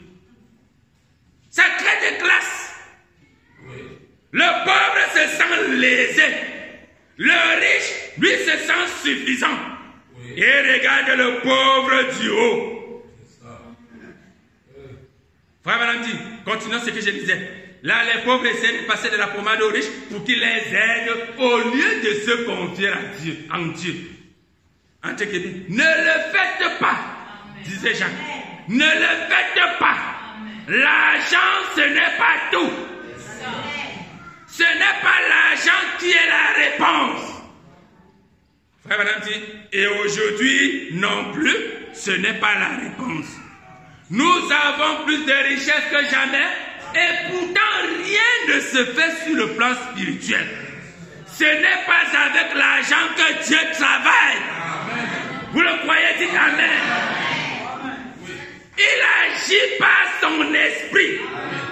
Et cette action ne vient, et cette action de l'esprit ne vient que dans une vie consacrée à la parole. Amen. Ah, voilà, c'est ici. C'est Proverbe chapitre 19, verset 17.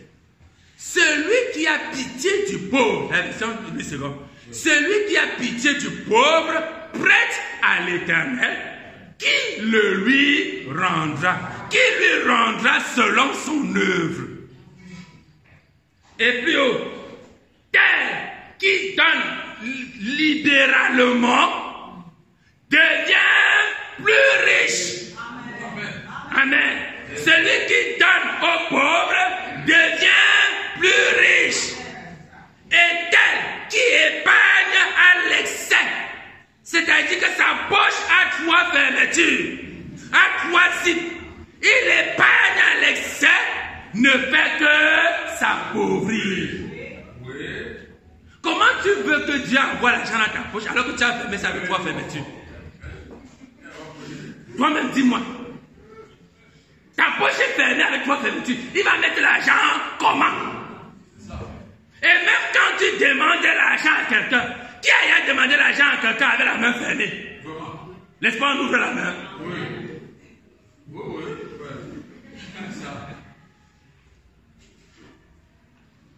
Amen. Regardez l'esprit de clan dans l'église selon Jacques. Mes frères, Jacques chapitre 2 verset 1. J'arrête à 11h. Merci. Je vais aller rapidement. Je lis ceci et je vais rapidement. Les autres peut-être je vais les survoler. Alors mes frères, que votre foi en notre glorieux Seigneur Jésus-Christ soit exemple de toute acception de personnes. Bon, prenez-le, notez-le. Je vais rapidement plus bas. Jacques chapitre 1, vous allez le lire. C'est Jacques qui parle concernant les pauvres et les riches. Jacques chapitre 2 verset 1. Peut-être jusqu'au verset 7, 8. Jusqu'au verset 13. Jacques chapitre 2, verset 1 à 13. Prenez-le pour vous allez le lire plus tard. Allons-y rapidement. Le deuxième point, c'est l'influence sociale. Frère Benham l'a dit. L'influence sociale, c'est-à-dire ta position sociale. Vous voyez, tu es directeur de société, tu es chef de bureau, tu es chef de service, tu es un cage, tu es un ceci, tu es un grand homme. Donc, c'est presque la même chose que le riche. Parce que celui qui a une grande influence sociale a aussi un peu plus d'argent. Alors, ça fait donc que dans l'église, alors on crée les amitiés avec ceux qui ont le même rang social que nous-mêmes. On crée les amitiés avec ceux qui ont la même position sociale que nous. Parce que, dit-on, les arbres de même taille se partagent les singes. C'est qu'on dit souvent, non, quand les riches marchent ensemble, tu vois, c'est qu'ils doivent parler des affaires. Il faut qu'ils parlent comment les affaires prospèrent. Il faut qu'ils parlent comment ils vont faire pour investir. Oui, mais ces choses, vous les parlez hors de l'église.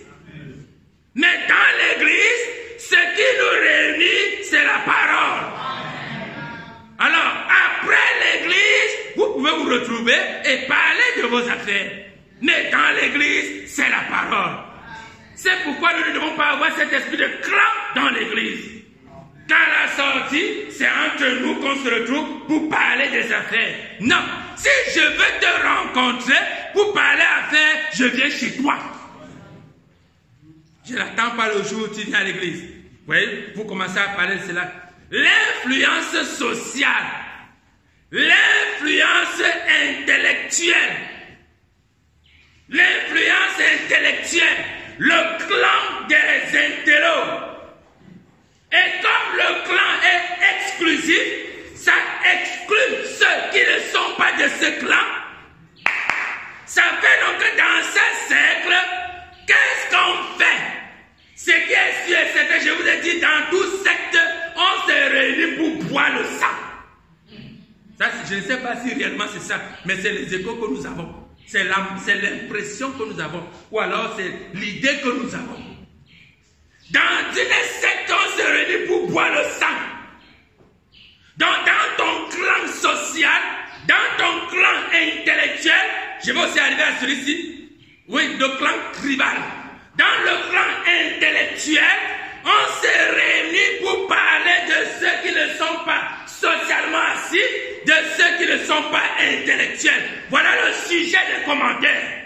C'est-à-dire se réunir pour boire le sang des frères et des sœurs.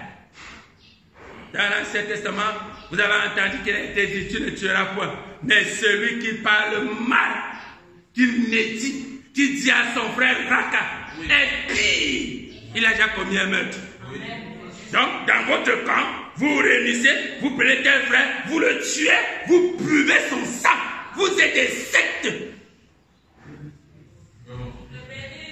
Dans le clan. Parce que le clan, dans l'esprit, dans le clan, il y a un esprit de rivalité. Le clan de ceux qui sont intellectuels se rivalise avec ceux qui ne sont pas intellectuels. Le clan, dans le clan, lui, il y a l'influence sociale. Ceux qui sont mariés sont entre eux.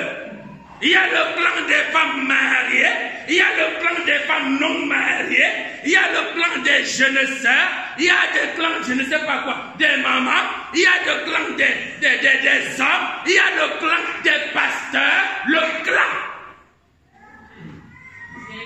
Et sachez qu'un clan est toujours exclusif. Ça veut dire que dans le clan des mariés, on a exclu ceux qui ne sont pas.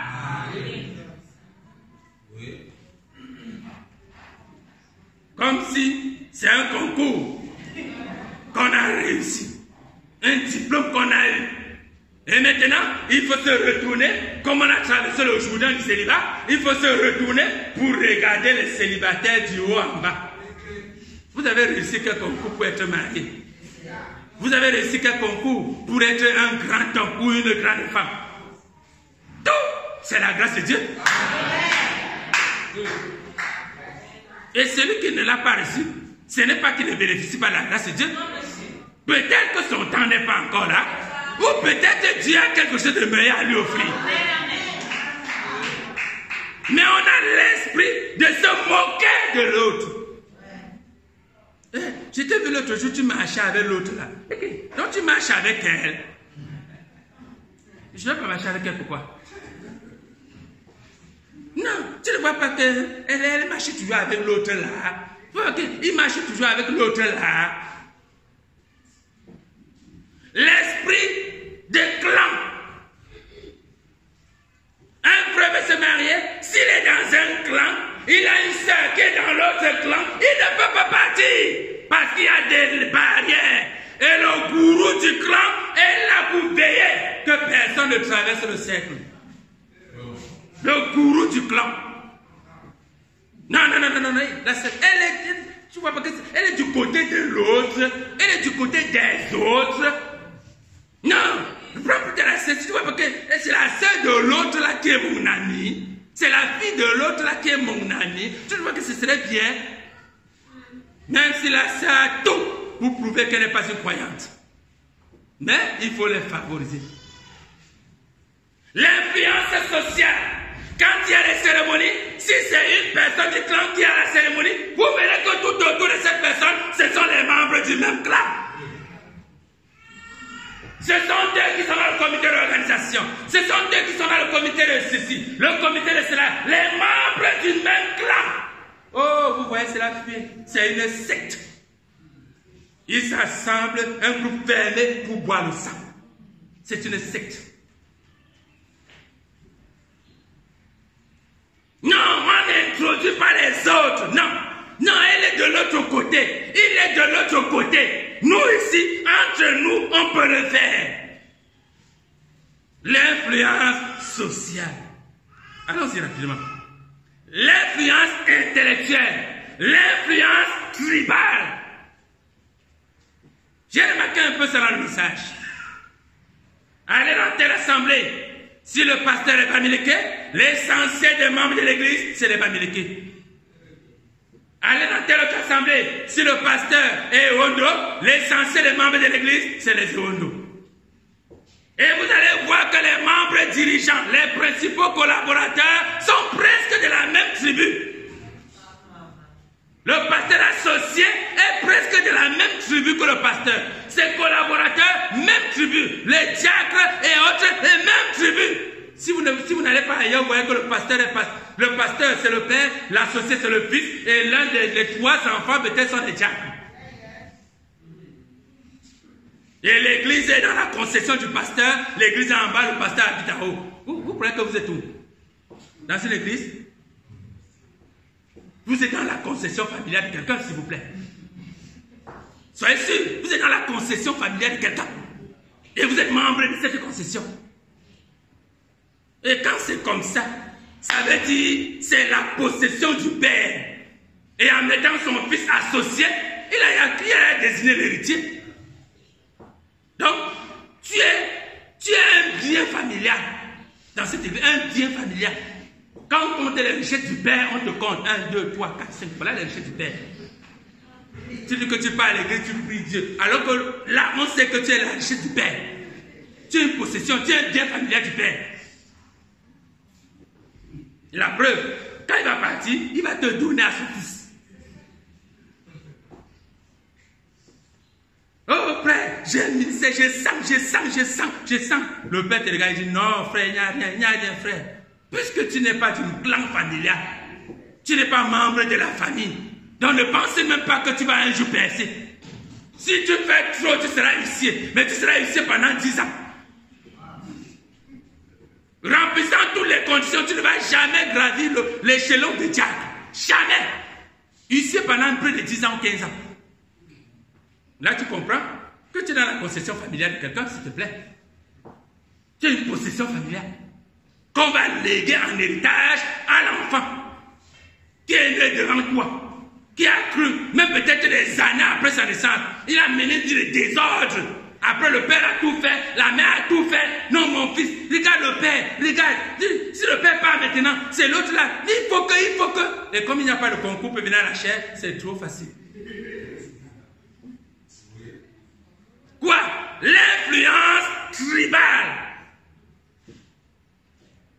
Et quand vous voyez ce genre de choses, vous allez remarquer que si vous leur présentez la parole, ils ne l'accepteront jamais. Et si je me retrouve dans une assemblée que je vois cet esprit se manifester, je fais de mon mieux pour aider le pasteur, pour aider l'église. Si ça ne donne pas, je sors. Amen. Je ne peux pas accepter d'être un bien familial d'une famille. Je suis un fils de Dieu. On a payé cher mon rachat. Dieu a versé son sang pour moi. Il n'a pas versé son sang pour que j'appartienne à un clan familial, à un clan tribal. Peu importe. que ce soit Bangladesh, Bamileko ou quoi, je n'appartiens à aucun clan tribal. Amen. L'influence tribale. Dans l'église, les Bamilekés se réunissent entre eux, c'est eux qui parlent ensemble, c'est eux qui se visitent ensemble, c'est eux qui marchent ensemble, c'est eux qui font tout ensemble, et tout, et tout, et tout. Et de l'autre côté, les Bassas se réunissent ensemble, c'est eux qui marchent ensemble, c'est eux qui parlent ensemble, c'est eux qui se visitent ensemble, et tout, et tout. C'est une secte où on boit du sang. Oui. Amen. Très bien. Écoutez, je vais rapidement commencer. Écoutez ce que Frère Branham dit. Frère Branham parle la reine de Séba, prêché le 17 mai 57. Il va arrêter dans quelques minutes. Paragraphe 16. Et si aujourd'hui, dans ce jour dans lequel nous vivons, bien des choses ont été dites au sujet des miracles et qui attendent des jalousies mesquines au sujet des miracles, Frère Branham faisait beaucoup de miracles, on en parlait, et ça créait de la jalousie à gauche et à droite. Et si vous remarquez, on ne trouve pas cela seulement dans l'Église, mais aussi dans le monde scientifique et dans le monde professionnel. Par exemple, le médecin dira, vous partez voir le médecin, il dira, vous n'avez pas besoin d'une opération, n'allez pas là-bas, car il n'est qu'un boucher. Il dit, le médecin, je suppose peut-être que c'est un cardiologue. Le cardiologue dit que non, ne va pas chez le chirurgien là. C'est un boucher. Il va pas le couper, il va te découper en morceaux et il va verser ton sang. C'est un boucher. Ne pars pas là-bas. Tu n'as pas besoin d'opération. Reste ici avec nous. Oui. C'est le prosélytisme. On crée les membres. On cherche les membres qui vont faire partie de notre secte. Non, frère, reste, viens avec nous. Ne pas visiter les autres. Viens visiter, viens. Depuis que c'est là, tu ne me visites pas, sœur. Non, viens nous visiter. Allons-y. Frère Branham dit. N'allez pas là-bas, car il n'est qu'un boucher. Et le chirurgien se retournera et dira, ne prenez pas ces pilules dorées, il vous faut une opération. Le chirurgien parle contre le médecin, le cardiologue. Le cardiologue parle contre le chirurgien. L'ostéopathe dira du chiropraticien, et il va vous briser le cou. Et le chiropraticien dira de l'ostéopathe, quel bien cela vous fera-t-il quand vous fixez l'extérieur? Il vous faut être soigné de l'intérieur. Vous voyez? Donc, on parle de l'autre en mal, toujours en mal. Le prédicateur dira, les méthodistes n'ont rien à faire là-dedans. C'est nous les baptistes qui avons la chose. Les pentecôtistes ont dit, les apostoliques ne connaissent même pas la Bible. Et vice-versa. Ce sont nos évangélistes qui ont la parole. Ce sont les hommes qui ont des dons. Et les médecins diront, les prédicateurs ne devraient pas pratiquer la guérison divine. Et le prédicateur dira, le médecin n'entre même pas en ligne de compte. Ouais, le clan des prédicateurs tire sur les médecins. Le clan des médecins tire sur l'ostéopathe. Le clan des ostéopathes tire sur le cardiologue. Le clan des cardiologues tire sur tout ça pour faire des membres. Frère Branham dit, tout cela montre une seule chose, un motif qui est faux. Nous savons que chacune de ces professions fait du bien, car nous apprenons qu'il y a des gens qui sont aidés. Et si les cœurs des gens étaient droits, nous serrerions nos coudes et unirions nos cœurs et nous conjuguerions nos efforts pour essayer d'aider notre semblable pour rendre le voyage de la vie un peu plus agréable pour lui. Mais c'est un problème d'argent. Si l'opération est faite, Frère Branham montre maintenant comment les uns sont dépendants des autres. Il dit, si l'opération est faite, le médecin peut-être n'aura pas à administrer les pilules. Et si le vice-versa est pour chacun. Et chaque dénomination pense que si elle déclare quelque chose de bon au sujet des évangélistes d'une autre dénomination, cela lui causera du tort. Oh, il s'agit des motifs. Nous devrions avoir le genre correct de motifs pour essayer d'aider notre prochain. Il continue. Il dit, Jésus a dit, si vous n'aimez pas votre frère que vous voyez, comment pourrez-vous aimer Dieu que vous ne voyez pas? Et je crois que si nous conjuguions nos efforts et que nous prions, et que nous apportions notre aide, et que nous essayons de faire tout notre possible, cela rendrait la vie plus agréable pour nous tous et cela nous bénirait davantage. Bon, mais nous voyons que ces choses existent. Les luthériens, les presbytériens et ainsi de suite. Je ne comprends pas pourquoi ils n'acceptent pas le plein évangile. Je ne parle pas de mes frères. Et puis, dans les rangs du plein évangile, il y a beaucoup de doctrines que je pourrais ne pas approuver. Et toi, pour l'espace. Mais, dans le rang des autres clans, il y a beaucoup de choses que je ne pourrais pas approuver. Mais, je ne cherche jamais à rompre la communion fraternelle avec un frère de quelque groupe que ce soit. Très bien. Voici ce que Frère donne. Dans le sceau de Pâques, prêché le 1965, paragraphe 59. Comme je parlais ici il n'y a pas longtemps, ça pourrait avoir l'air un peu sacrilège, mais j'espère que vous ne le prenez pas comme ça ce matin. Du fermier qui avait fait couver un œuf d'aigle par une poule. Vous êtes nombreux à vous rappeler l'histoire de la poule qui avait donné naissance à cette œuf d'aigle, sous ses ailes de poulet. Vous voyez, c'est l'atmosphère. L'église presbytérienne, l'église méthodiste, l'église baptiste, n'importe laquelle peut produire des aigles. Dans chaque clan, le clan intellectuel, le clan tribal, le clan financier, le clan social, chaque clan peut produire des aigles. Continuez. Voyez-vous, peut produire des aigles comme ça, bien sûr. C'est l'atmosphère qui le fait. Comme disait le docteur Bosworth, on peut prendre un œuf de poule, le mettre sous un chaud, si on l'attache, et un chaud ferait éclore un poussin. Pourquoi? C'est l'atmosphère. Si une assemblée, quelle qu'elle soit, ou un groupe, quel qu'il soit, se rassemble et prie jusqu'à ce qu'ils laissent tomber leur credo et tout, et qu'ils regardent tout droit vers Dieu, cela produira des aigles aussi sûr que je me tiens ici. C'est ce que je prouve que ce groupe d'hommes d'affaires a fait. Il a essayé de rompre l'atmosphère. C'est qu'on finit par avoir trop l'esprit de clan. On finit par avoir trop l'esprit de clan. On appartient à ceci ou à cela.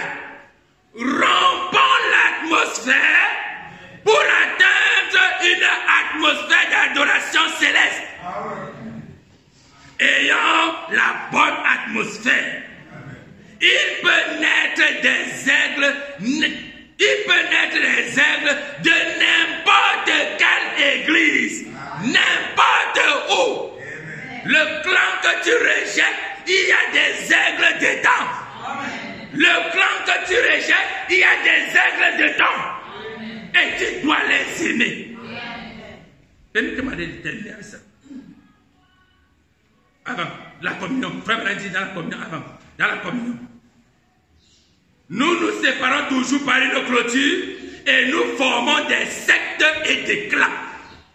Nous érigeons des clôtures et nous formons des sectes et des clans. Mais Dieu veut que nous démolissions ces barrières comme vous le faites tous par ici en ce moment. Amenez le corps entier du Seigneur Jésus dans la communion autour du sacrifice. Le Seigneur Jésus. Détruisez les clans. Détruisez les barrières. Comment? Je ne dis pas que tu vas aller dire détruisez. Non. Il y a une façon de détruire les clans. Frère Madame nous a de cette façon. Avant, je vais lire ce conseil de Frère Madame. Donc, vous connaissez tout ça, c'est un mois à l'église. Frère Madame dit dans Christ, c'est le mystère de Dieu révélé, prêchant 63, un G 63, paragraphe 83. Il dit, ne formez jamais de clan parmi vous. Dites Amen. Amen. Je sais que vous êtes fatigué, j'ai terminé. Ne formez jamais de clan parmi vous. Amen. Et ne faites pas de commérage et n'ayez pas un esprit de clan. Il le répète 2 fois. Nous sommes un. Bamileke, Bassa, Douala, Betty, peu importe. Nous sommes un en Christ.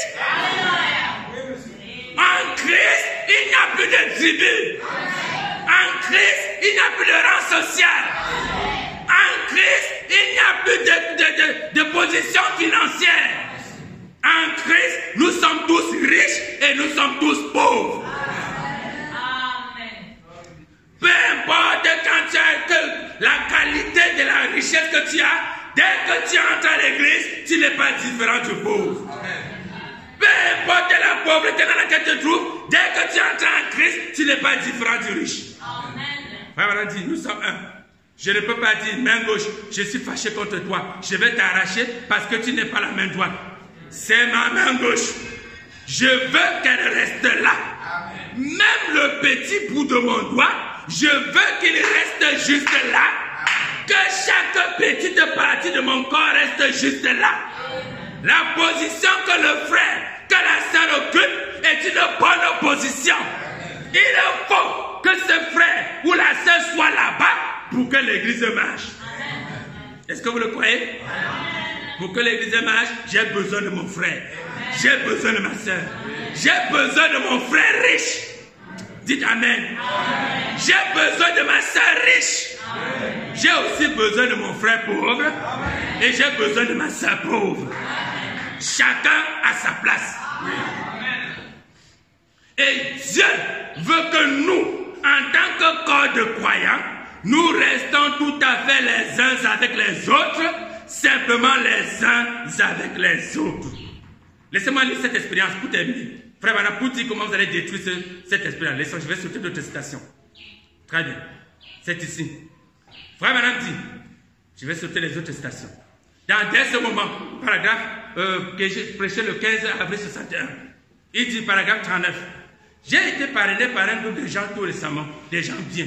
Je n'ai rien contre eux. Leur conception, ce sont leurs conceptions. Je n'érige pas de barrière. Donc si je trouve un clan de Bamileke, je ne suis pas contre eux. C'est leur conception, ils se réunissent autour de la langue Bamileke ou bien des intérêts Bamileke. Je ne suis pas contre eux. Mais je n'érige pas de barrière contre eux. Alors, Frère Branham dit, mais ce groupe de gens, 72 églises m'ont parrainé et ils ont eu une façon de baptiser par immersion. C'est une façon de baptiser dans laquelle les autres ne croient pas. Donc, ils partaient parrainer, ils partaient faire une campagne et 72 églises sont réunies pour parrainer sa campagne. Et ces 72 églises ont une façon de baptiser que les autres églises, ou alors au milieu que les autres églises ne croient pas. Alors, qu'est-ce qui se passe? Alors, ce surveillant régional m'a téléphoné et m'a dit, Frère Branham, hier soir, vous aviez sur l'estrade un homme qui a été mal baptisé. J'ai dit, eh bien, c'est possible qu'il ait été. Et il a dit, eh bien, nous allons tout simplement dresser une petite barrière. Vous faites trop de compromis. Frère Branham, vous faites trop de compromis. Vous marchez avec n'importe qui. Alors que nous, on vous a parrainé pour que vous soyez avec nous. Vous soyez dans notre clan. Mais on voit comment vous ne faites que marcher avec les gens des autres clans. Vous marchez avec tout le monde. Non, ce qu'on fait maintenant, on en a assez. Ce qu'on va faire, on va faire une barrière. Une barrière contre toi. Alors, on reste ici, toi tu restes là-bas. Écoutez. Vous faites trop de compromis. J'ai dit, une minute, j'ai dit, ce frère avait le Saint-Esprit, n'est-ce pas? Il a dit, eh bien, il ne peut pas avoir le pardon de ses péchés parce qu'il n'a pas été baptisé pour la rémission de ses péchés.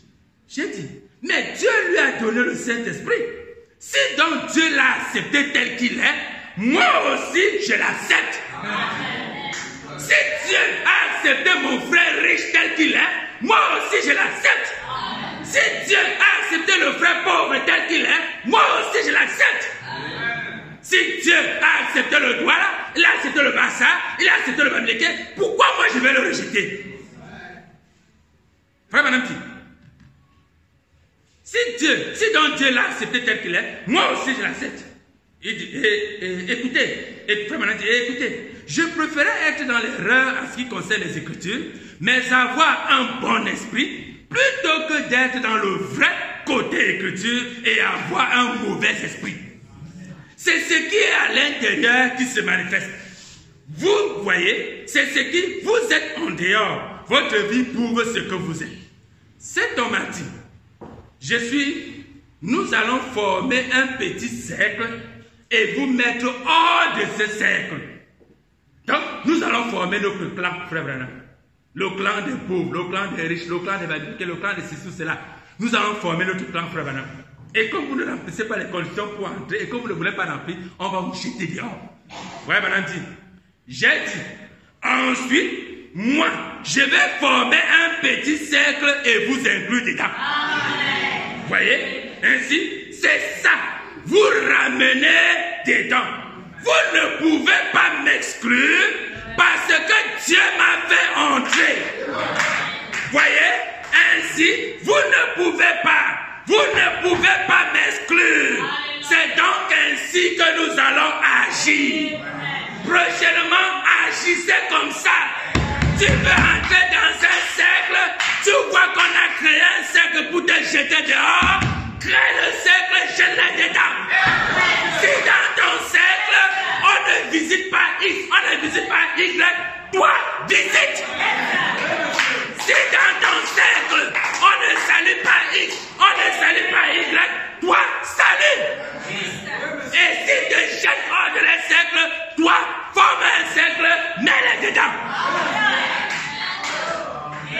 Amen. C'est la meilleure façon de détruire les cercles. C'est la meilleure façon de sortir d'un mauvais cercle. S'ils ne vous aiment pas, ils vont vous vomir. Si vous êtes salé, ils vont vous vomir. Personne n'aime la nourriture trop salée. Oui, monsieur. Ils vont vous vomir. Et si vous vomissez, sortez. Faites aussi votre cercle, mettez-les dedans. Incluez-les. Mais incluez aussi tous les autres. Amen. Amen. Vous le croyez? Vous le croyez? Que Dieu vous bénisse.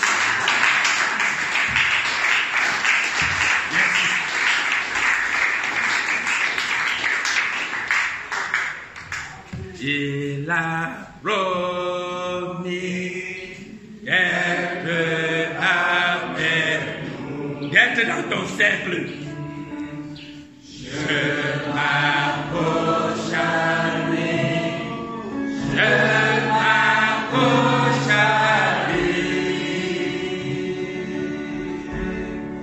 Il a promis d'être avec nous. Sa fidélité, elle dure toujours. Si tu es accroché à lui, tu n'appartiendras à ce cercle, le cercle de la parole de Dieu.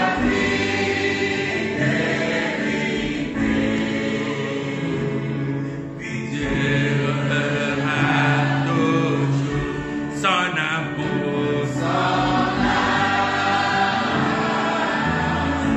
aime tout le monde, peu importe le cercle dans lequel il appartient. Ton cercle est plus grand et il englobe tous les autres cercles.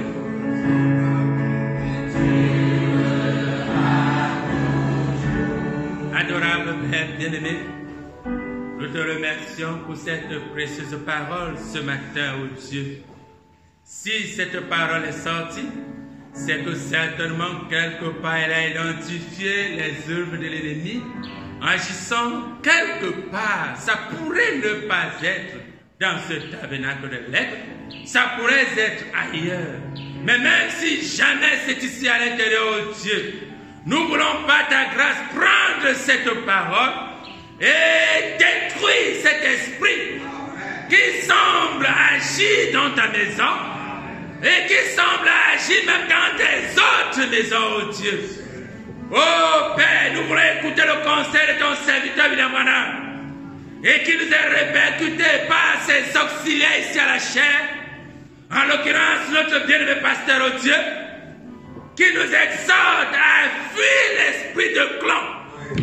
Le clan, c'est la mort. Le clan, c'est l'enfer. Oh, le clan, c'est la haine. Le clan est exclusif. Le clan n'aime que ceux qui sont dans le clan et haït ceux qui sont hors du clan.